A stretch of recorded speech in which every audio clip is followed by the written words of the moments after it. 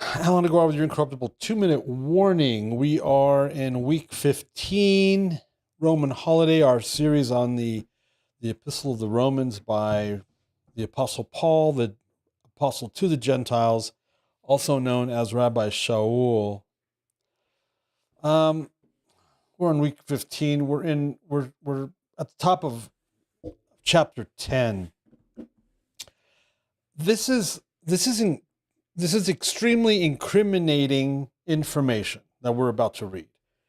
Here's why I say incriminating. A little backstory here. So, for centuries, literally 1800, 1900 years, scholars, theologians, priests, pastors, bishops have been reading this, studying it, teaching on it, and somehow they've come to a conclusion that literally makes no sense to me. But Allan, you're just a stupid old punk rock kid. What do you know? Well, here's what I do know. I know that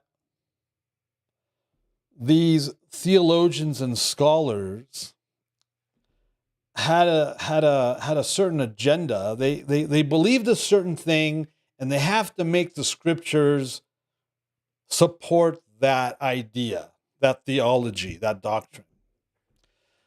That's why I said they had an agenda. Here's what I mean.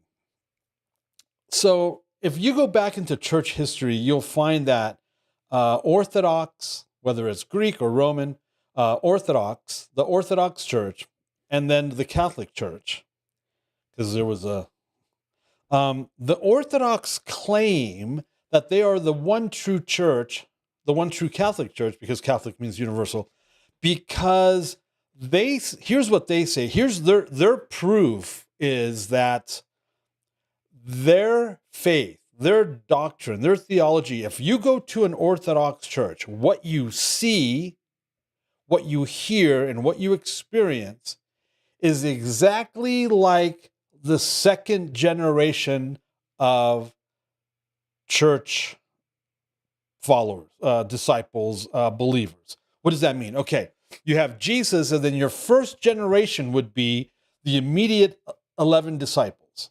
Okay, they're saying that those disciples, John primarily is one of their main guys, they always cite, that his disciples and his churches, then you throw in people like Polycarp and stuff like this, and Irenaeus, they all come back. They're all going to say that they come from churches that were directly overseen, directly pastored by the Apostle John.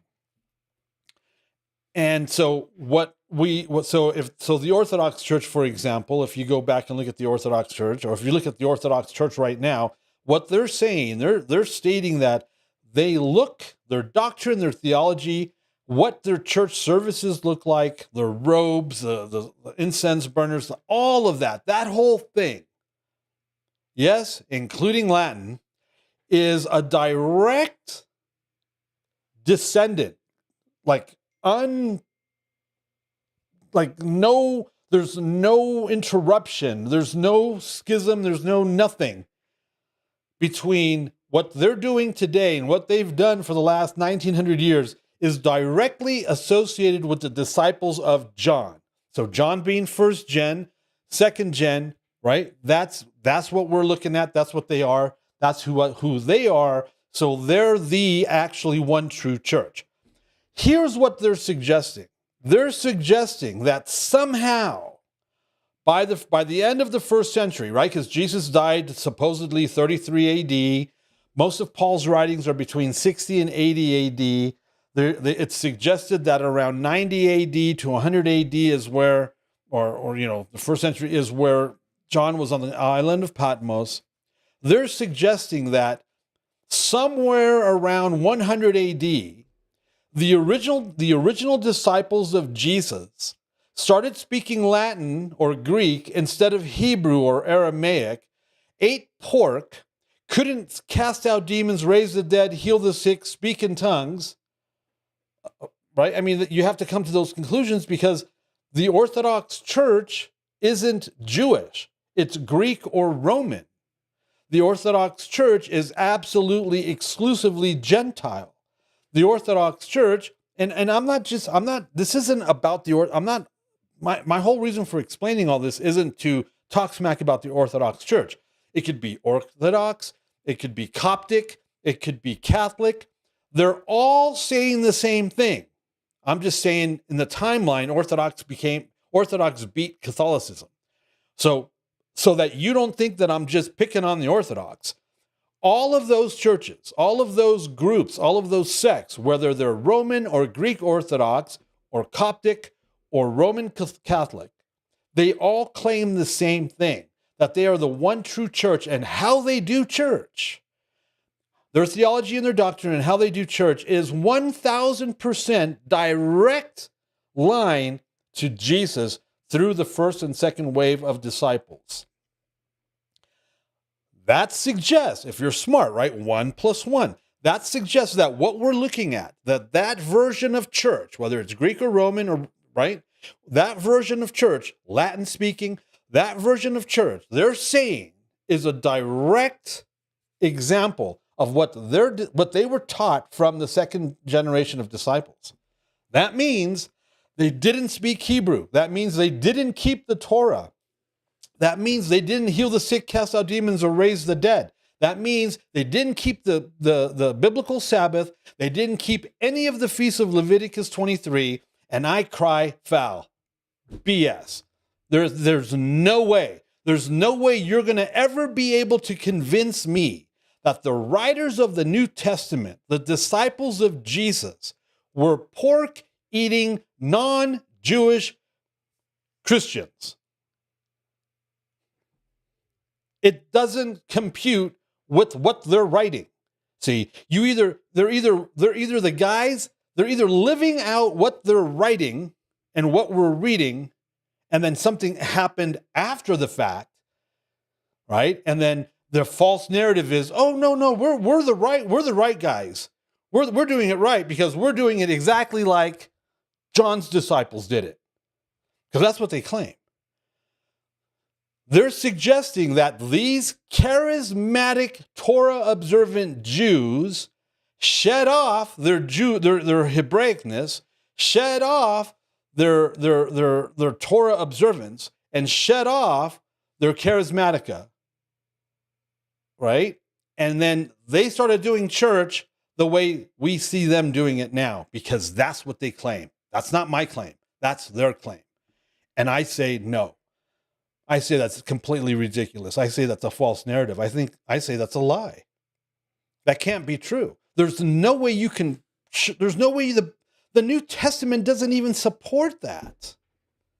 Here's why. Because they believe, this is what we're taught, right? We are Reformed Catholics. That's what Protestantism is. Protestant evangelicalism is Reformed Catholicism. So even if Catholicism is a schism from Orthodoxy, they both the Catholics and the Orthodox, they both don't believe in keeping the diet. They all eat pork. They don't keep the biblical Sabbath. They don't keep Leviticus 23.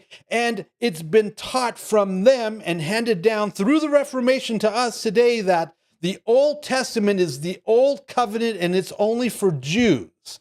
It's not for Gentiles. The New Testament, the New Covenant, is for Gentiles. Gentiles are not required to be under the law of Moses. Jesus delivered us from that because it's the new covenant. It's grace, not works. We're justified by faith, not works, which contradicts James. And Paul did not teach, as the apostle to the Gentiles, did not teach anyone about the Old Testament or the Torah.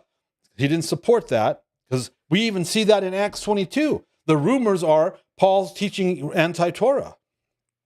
And then James says, let's kill two birds with one stone.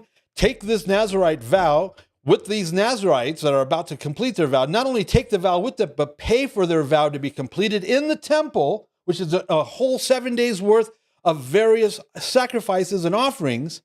And by doing so, James says, everybody will know you live an orderly life and keep the Torah. And Paul submitted to that.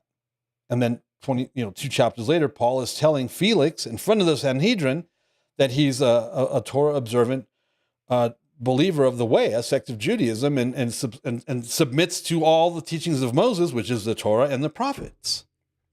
So who's lying? Someone's not telling the truth.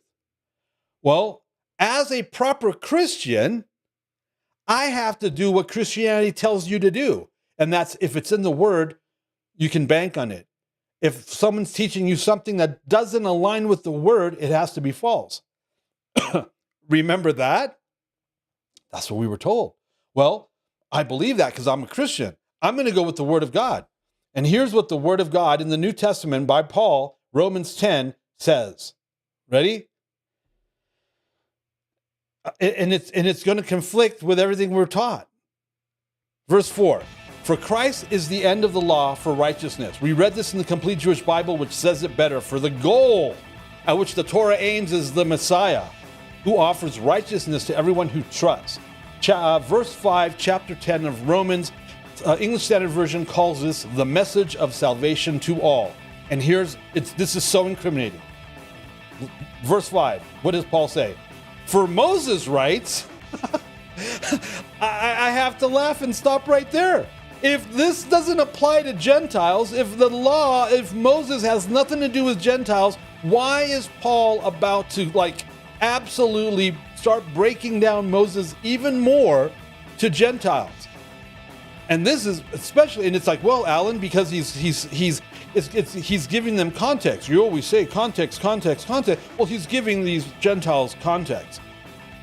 Why would you confuse a bunch of pagans that don't have a reference experience with deep thinking stuff like the Torah if it's not applicable to them? See, it doesn't make sense. Judge Judy, if it doesn't make sense, it's probably a lie.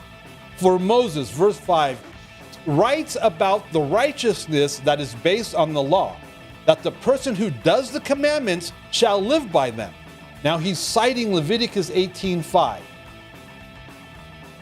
which says, you are to observe, well, hold on, let me see how I'm going to do this. All right, so right now, by saying that, by quoting Moses, he's citing Leviticus 18:5, which says, you are to observe my laws and rulings. You are to observe my Torah. If a person does them, he will have life through them. I am Adonai. Cross-reference is Nehemiah 9:29, Ezekiel 20, verses 11, 13, and 21. Verse 6, but the righteousness, we're not going to get through this, based on faith says, do not say in your heart, we'll see you tomorrow.